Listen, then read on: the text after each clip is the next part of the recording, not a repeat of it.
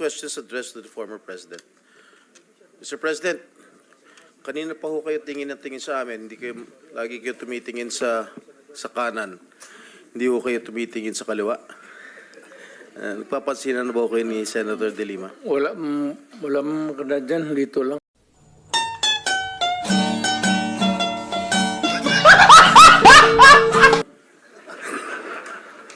Anyway, Mr. Chair. to be serious, Yes, on a serious Mr. note, Chair, Mr.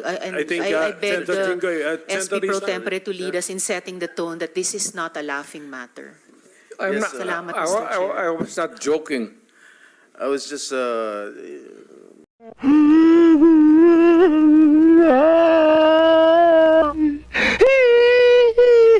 para ma-lighten lang yung mood, Mr. Chair. Anyway, on a serious note, Yes, okay. Mr. Continue. President, how do you assess the campaign against illegal drugs during your time, Mr. President? Do you consider it as a success, Mr. President? Mr. Senator, it is a continuing problem for the country and for the entire world. The drug problem is a very serious and pernicious, virulent ailment that the country is facing.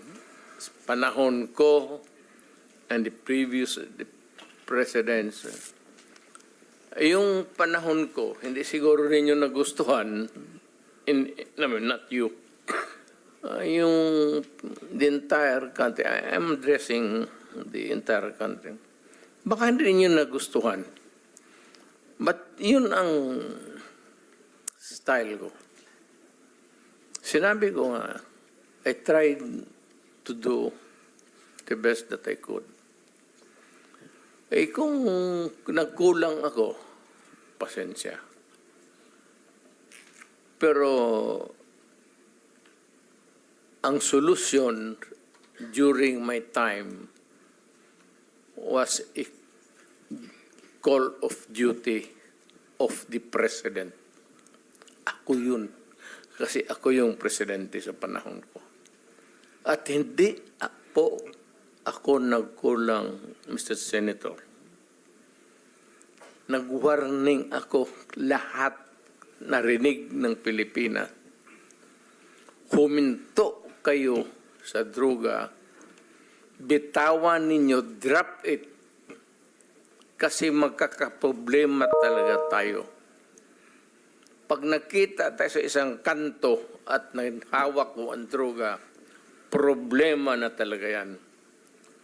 So, yun na, nagkakaroon tayo ng problema. May patayan.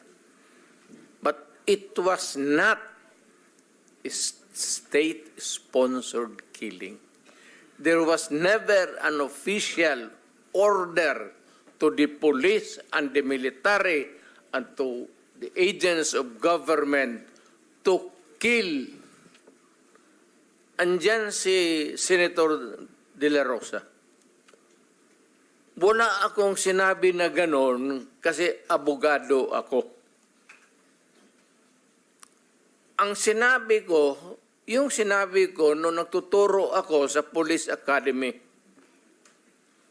that in your fulfillment of duty, yung elements of self-defense would apply to you pag you are trying to arrest a person. Alam mo, ang trabaho ng pulis kasi, pag sinabi mong aarestuhin kita, hindi hinto dyan. The police must arrest and overcome the resistance para madala mo yung kriminal doon sa istasyon at mabok mo para makulong. Yan ang problema at naawa ako sa mga pulis. Hindi mo masabi, bitawan mo yung baril at pag hindi sumunod, sabihin lang ng pulis, o sige, bukas makita tayo dito, huwag ka nang magdala ng baril. Hindi yun ang tinuro ko sa kanila. Nagtuturo ako sa Police Academy. Yan, lahat yan sila dumaan sa akin.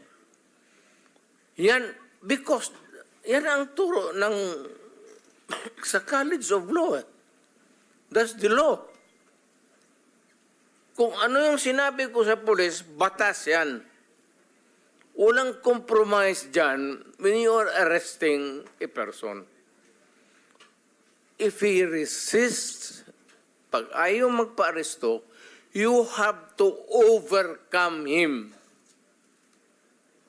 His resistance. Ngayon, pag lumaban, nagkaletse-letse, may baril, may magpatayan talaga. Kaya yan ang problema ng pulis, kaya naawa ako. Kaya ako rin nandito, guns, siguro, paano na rin ng God sent yung invitation ninyo. Naawa ako dito sa mga pulis na tinatawag ninyo at inaano ninyo, yung trabaho ng pulis kasi involves personal contact.